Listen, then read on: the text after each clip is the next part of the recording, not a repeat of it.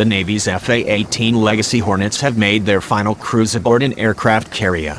VFA-34 Blue Blasters had the honor of putting the FA-18C through its final operational deployment aboard the USS Carl Vinson, which just returned from a 3-month cruise. During that deployment, the Carl Vinson made history by being the first American aircraft carrier to make a port visit in Vietnam. The news that this cruise will be the last for the Navy's Legacy Hornets came as a surprise to many. Our friends over at Scramble magazine were the first to report it on their Facebook page, stating, "On April 11, 2018, Strike Fighter Squadron, VFA-34 Blue Blasters, NE-4XX, arrived back home at Nassau, Siena, VA, after a 3-month deployment with CVW-2 on board the USS Carl Vinson, CVN-70. The FA-18C squadron embarked on January 5, 2018 the Vinson. The deployment marked the sundown cruise of the U.S. Navy FA-18C Hornet. CVW-3's VFA-131 Wildcats, AC-3XX, and CVW-8's VFA-37 Bulls, AJ-4XX, still operate the Legacy FA-18C Hornet, but these squadrons will not deploy anymore with these types. VFA-34 will transition to FA-18E Super Hornet in the upcoming months, likewise followed by VFA-131 and VFA-37.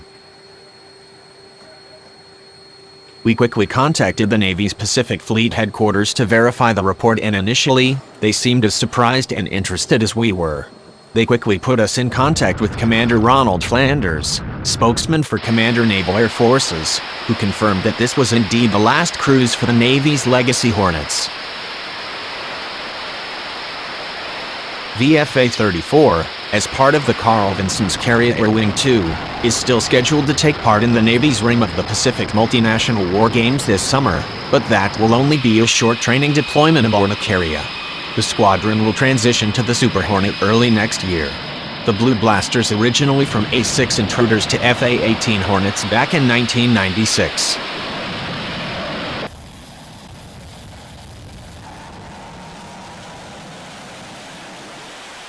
Legacy Hornets will still remain in the Navy's inventory for a variety of roles going forward, including serving in reserve and aggressor squadrons, at the Naval Aviation Warfighting Development Center at NAS Fallon, and with a handful of other squadrons that will also be transitioning to the Super Hornet fairly soon.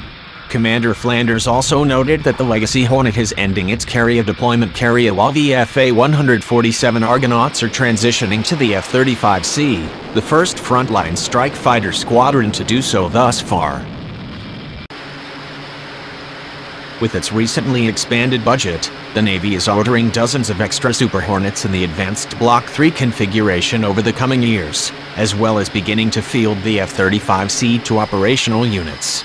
The seagoing service is also starting to put its oldest Super Hornets through a service life extension upgrade. All combined, this new plan will allow many Navy FA-18A plus S and FA-18Cs to be transferred to the USMC to help bolster their very tired Hornet fleet, both in terms of providing fresher aircraft and a ton of dearly needed spare parts.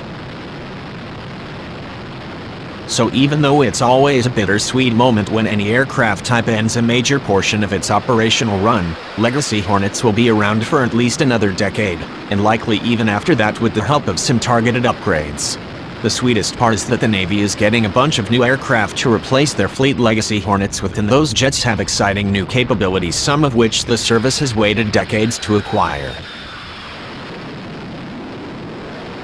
In retrospect, the first operational cruise of the FA-18 Hornet occurred when strike fighter squadrons VFA-25 and VFA-113 deployed aboard USS Constellation in 1985, 33 years ago.